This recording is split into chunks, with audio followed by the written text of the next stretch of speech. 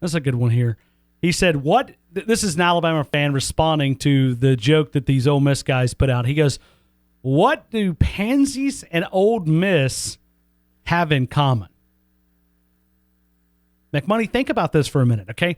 What do pansies, which he's talking about the flowers, and Ole Miss have in common? Now, that's a twist on the other joke. Huh. I don't know. I don't know where they're going. Okay. So, yeah, he's responding to the first joke, which was an Ole Miss guy. He said, "What do Bama and grandmother's flowers, my grandmother's flower beds, have in common?" He says, "Both full of pansies that get destroyed by a freeze." So the Bama guy responds, and he says, "What pansies and Ole Miss have in common? What do pansies and Ole Miss have in common?" He said, "Both starts out pretty, but dies when it heats up." Maybe we should do like joke day one day. We'll do that tomorrow, maybe. Bubba, Clear, Alabama, you're inside the game. Hey, man, for my bold predictions, I'm going to go Eddie Jackson is going to lead the nation in pick sixes. Don't know how many. He's just going to keep returning them for touchdowns, but he's going to lead the nation. And then my second one, my backup, at the end of the year, Lane Kiffin announces he's coming back for the next year. Woo! He doesn't take another job. Kiffin, 4 years. Okay, what was the first one again? I was writing it down. Eddie Jackson's going to lead the nation in pick sixes. Okay, Eddie Jackson leads country in interception return for touchdowns, however you want to find Yeah, no, I'm writing all this down. So I'm okay.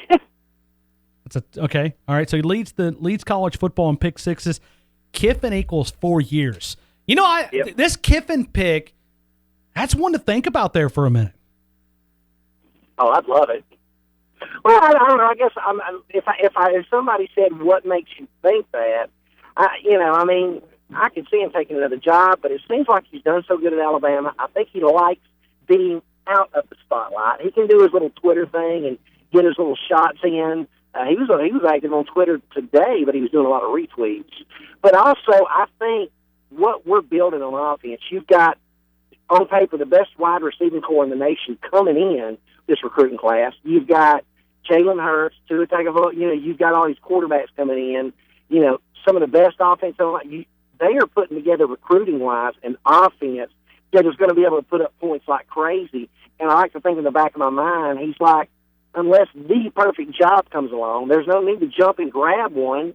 So why not stay and play with all the new toys you got coming in? Well, Bubba, keep in mind that this year rolls off for the contract with Lane Kiffin. So USC right now is paying a large portion of his salary. Matter of fact, 2.3 or 2.2 million.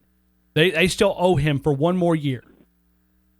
So once that rolls off, I'm sure Bama would amp him up to 1.5 or, a high offensive coordinator. But, we had a guest on last week, and he talked about the baggage. And Bubba, I think this is the one point that you got to go back and look. Right now, there's a lot of these athletic directors that don't want to get in trouble with these coaches with baggage. Yeah. They're willing to take a lesser pick to do without the baggage. And I'm thinking right now in the direction of college football with situations happening, it's possible.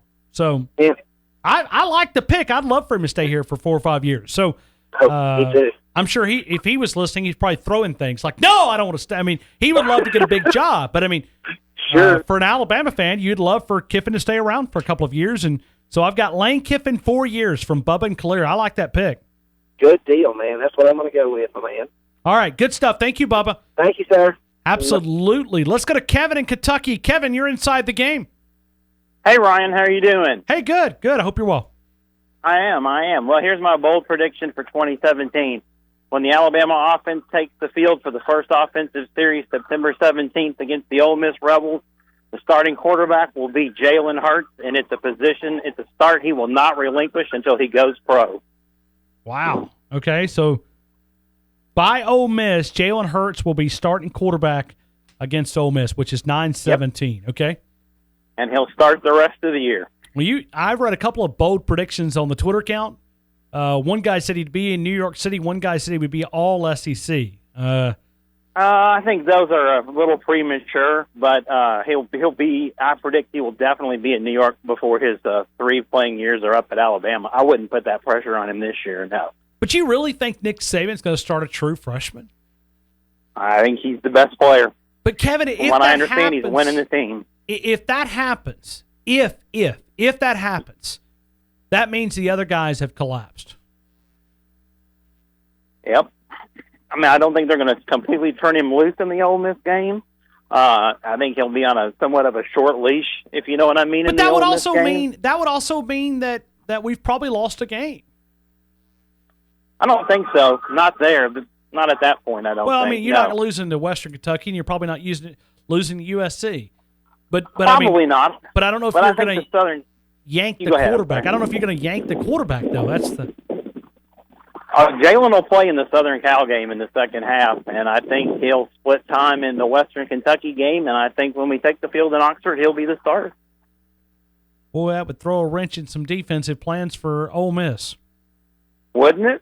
Yes, it Why would. wouldn't that be a shame? Oh, and we got to find a way to get these losses to Ole Miss. Man, these fans are crazy. These Ole Miss fans, they make Auburn fans look smart. Hey, you can always remind an Ole Miss fan, in 1969, we were the team that denied Archie Manning the Heisman Trophy. So that 39-38 win Scott Hunter led, and that cost Archie the Heisman. I love sticking that in their face. So. Well, I need some material, man. These Ole Miss people, you guys need to come to my defense on the Twitter account, because these Ole Miss people, man, they're hitting me left and right.